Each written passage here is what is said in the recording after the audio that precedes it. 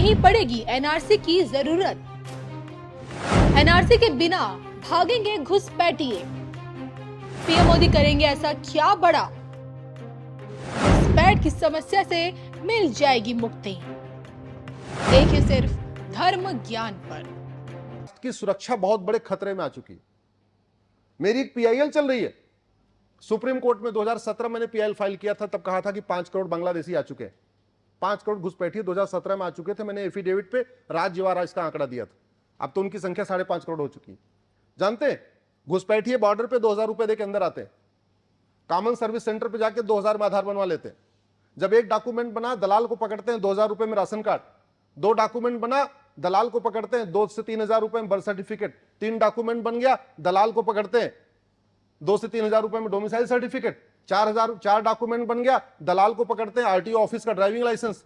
5 document बन गया, किसी वोट जीवी नेता को पकड़ते हैं, कहते मेरा वोटर आईडी में नाम जुड़वा दो। वो जुड़वा देगा। जिसको पार्षद बनना है, प्रधान बनना है, उसके लिए तो 10-10 वोट पर्याप्त हो, 10 वोट भी बहुत होती, 20 वोट भी बहुत होती, वहां हार जीत देने से ही होती है, वो सीधे बनवा देता है। तो ये जो चीटिंग, फ्रॉड, फोर्जरी, परजरी है, ये राष्ट्र की सुरक्षा के लिए खतरा है। घुसपैठ हमारी राष्ट्र की सुरक्षा के लिए खतरा है। तो घुसपैठ रोकने के लिए आपको सतयुग एक्ट को लागू करना होगा। घुसपैठ देश की एकता अखंडता के लिए खतरा है। घुसपैठ सबसे बड़ा देशद्रोह है। घुसपैठ एक ऑर्गेनाइज क्राइम है। घुसपैठ एक वेजिंग वॉर है। और वो सब चल क्यों रहा है? क्योंकि घुसपैठियों को सब कुछ मिल रहा है। अभी हमारे मित्र शर्मा जी दिखा रहे थे, अभी रायबरेली में 20,000 फर्जी आधार जन्म प्रमाण पत्र बने। 20,000 और जनसंख्या उस गांव की 20,000 है।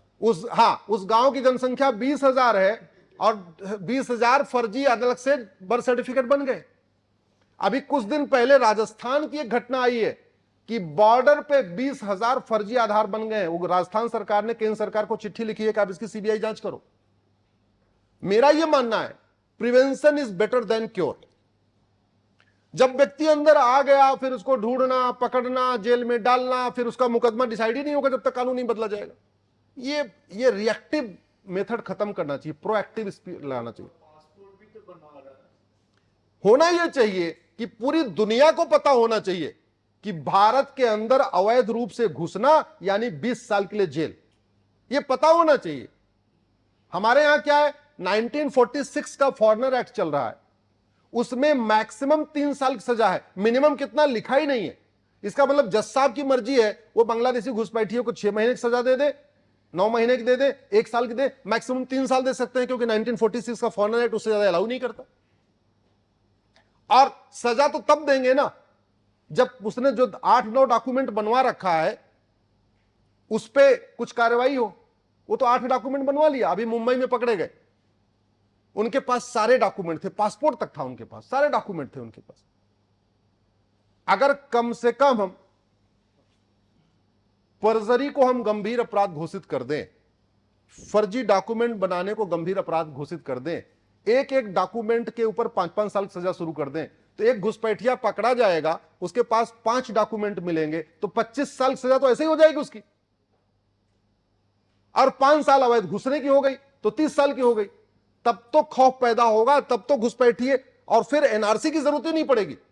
इस सतयुग एक्ट का सबसे बड़ा फायदा क्या होगा मैं आपको बताता हूं। हम लोग सब एनआरसी मांग कर रहे हैं। एनआरसी किस लिए चाहते हैं हम? कि घुसपैठिए यहां से निकल जाए। 5-5.5 करोड़ को ढूंढना इतना आसान नहीं है। असम में हुई थी एनआरसी, फेल हो गई। और असम में सर्बानंद सोनोवाल जी की पीआईएल पे ऑर्डर हुआ था एनआरसी करो, और सर्बानंद सोनोवाल जी मुख्यमंत्री थे तब वहां की एनआरसी फेल हो गई। क्योंकि जब एनआरसी होने लग गई तो अल्टीमेटली वहां आए कौन? लेखपाल पटवारी आते हैं रजिस्टर चेक करने। रजिस्टर चेक करने आए, उन्होंने 2-2 हजार फिर पकड़ा दिया पर हेड। 2-2 हजार फिर पड़े। और वो जो लेखपाल पटवारी रजिस्टर बनाने आते हैं बड़े चालाक, उन्होंने क्या किया कि भाई जो असम के असली हैं वो तो 2,000 देंगे नहीं। 2,000 कौन देगा? जो घुसपैठी है। उन्होंने जब 2-2 हजार दिया तो दिन भर में वो क्या करते थे, जितने घुसपैठियों का नाम जोड़ते थे उतने असम वालों का नाम निकाल देते।